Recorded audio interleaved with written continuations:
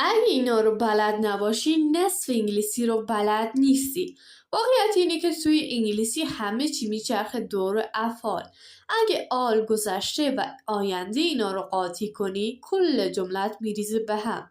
بیا چند تا از مهمتریناش رو با هم ببینیم. I am من هستم. I am من هستم. I was من بودم. اگه بگیم من بودم میگیم I was. من خواهم بود I will be. من میخورم I eat.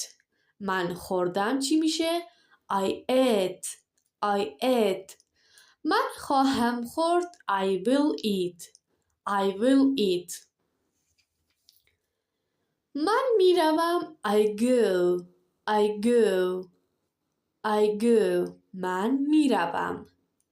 من رفتم چی میشه؟ I went. I will go. من خواهم رفت. I will go. من خواهم رفت. I do. من انجام میدهم. I did. من انجام دادم.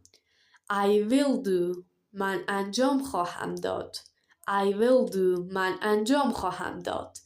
I have. من دارم. I had. من داشتم. I will have. من خواهم داشت.